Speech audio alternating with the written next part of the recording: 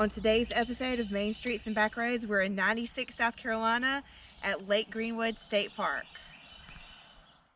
So what you're seeing here is the beginning stages of the wall, and the reason it's not complete is because the CCC had begun the wall in 1941, and in August of 41 they began it, but they were interrupted in December by the sneak attack of Pearl Harbor.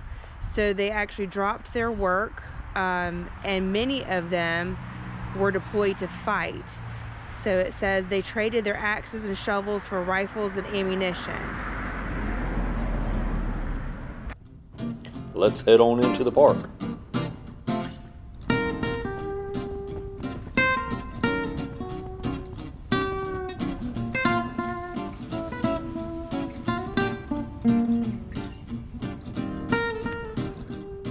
The very first thing that we noticed was how clean it is and how well maintained it is. It's just really a beautiful park, even from the beginning.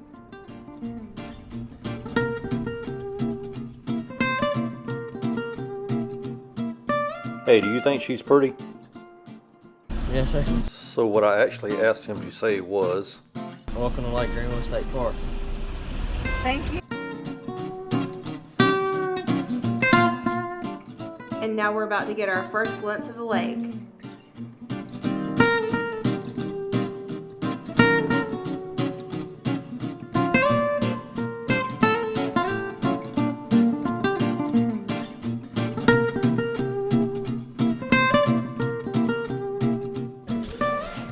and after getting checked in, we got our next ultimate outsider stamp for Lake Greenwood State Park.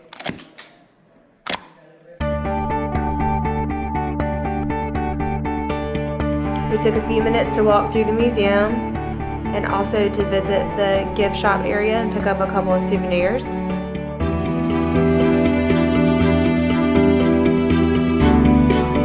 And now for our first real look at the water.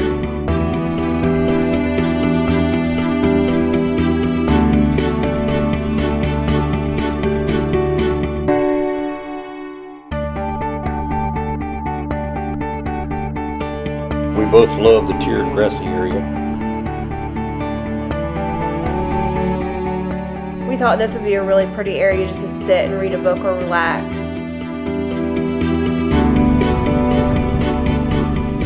But we did want to explore the park, so we took a right at the ranger station and went down to the area where there is the handicap fishing pier and shelter 1, where you can have picnics and family reunions and things like that.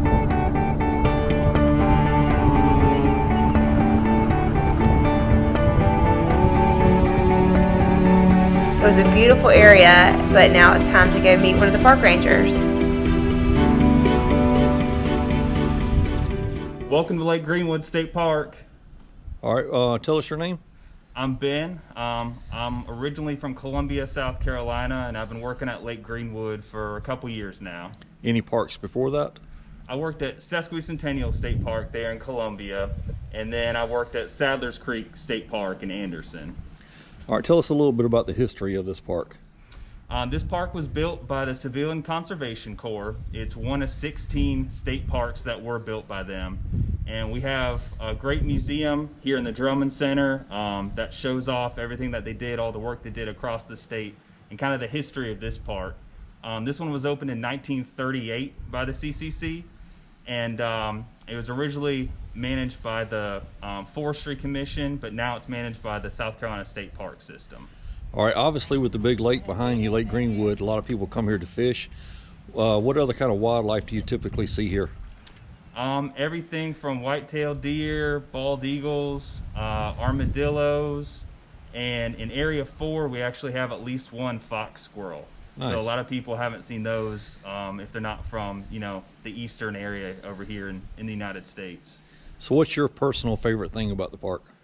Of course, the lake. The lake is the main draw. A beautiful day like today, you have people fishing and swimming out there, but really just enjoying the park around the lake.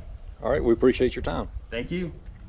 All right, so off camera, the park ranger went on to tell us about this fox squirrel, kind of a mythical creature, if you will, not real popular in this area anyway, over in what they call Section 4.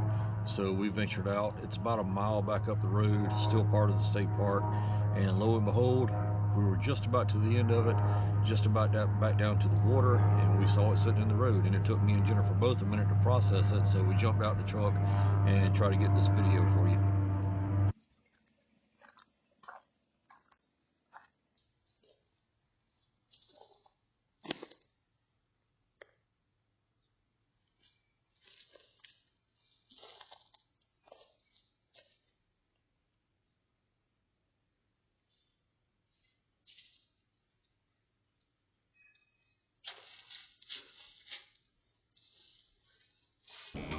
So after all that excitement, we jumped on our bikes and rode around campground number 2.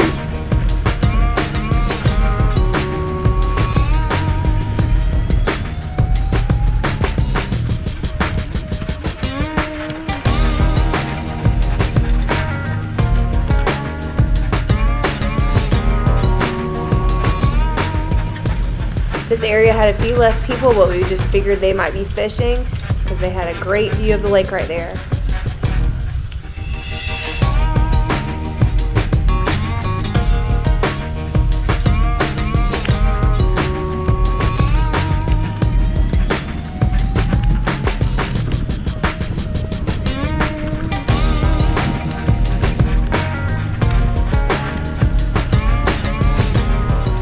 Coming up on the right here is where the landing area is for boats, and you can definitely see it's a really nice clean area and well maintained. Let's check out campground number 1. I'll go as far as I can and pass it to you.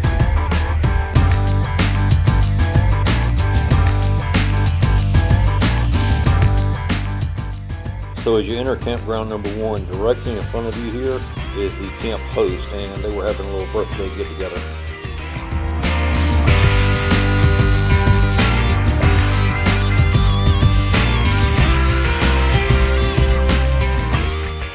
And on the left right here wins first prize for best pull vehicle.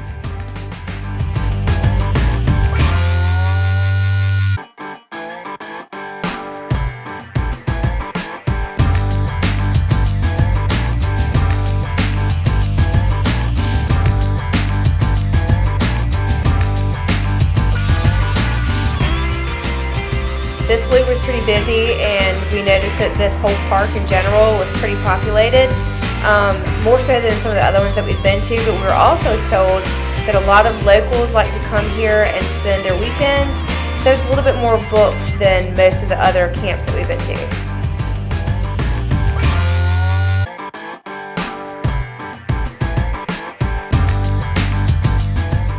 Several of these prime spots that backed up to the lake were already booked whenever we booked our spot, so I'm not really sure why so many of them were empty whenever we did our recording.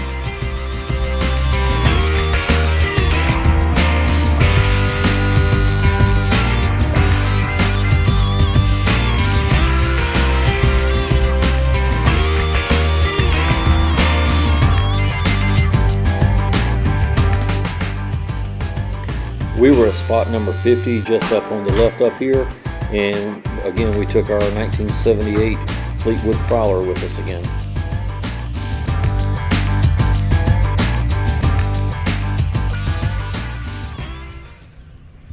And the reason I can't go any further is I'm riding this really cool but very old and very hard to ride bike. Here she comes. So I was all smiles until I realized that it was literally an uphill battle.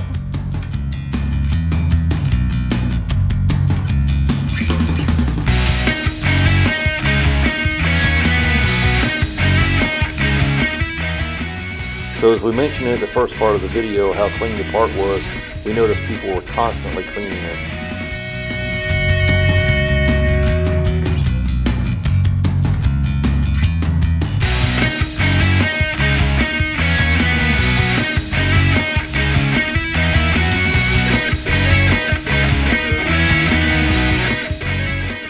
And one thing you may notice as we ride around the park, how unlevel some of the spots are. They're really nice, really clean, well paved, but they're definitely unlevel.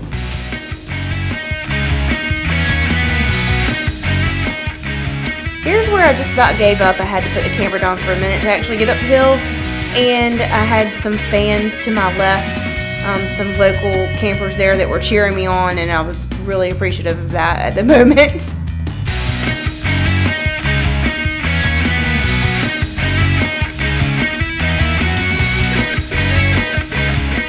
All in all, we are very happy campers, and we really enjoyed Lake Greenwood. Please like and share and subscribe. And we're going to leave you with a few seconds from the CCC Museum of the film that we both really enjoyed.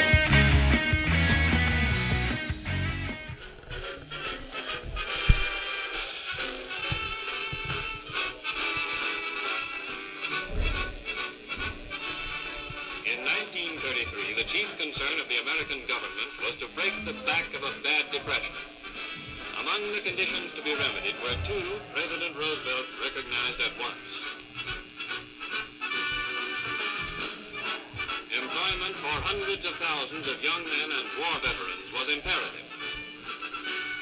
Havoc wrought by soil erosion had long since shown the necessity of the immediate restoration, conservation, and further development of the country's natural resources. As one solution for both problems, the organization and work of the Civilian Conservation Corps was undertaken. And in 2 years, through this unique plan, both problems were well on their way toward solution as great aids to economic recovery. The saving of natural resources was conservation pure and simple. One important phase of the development of these resources was more than that.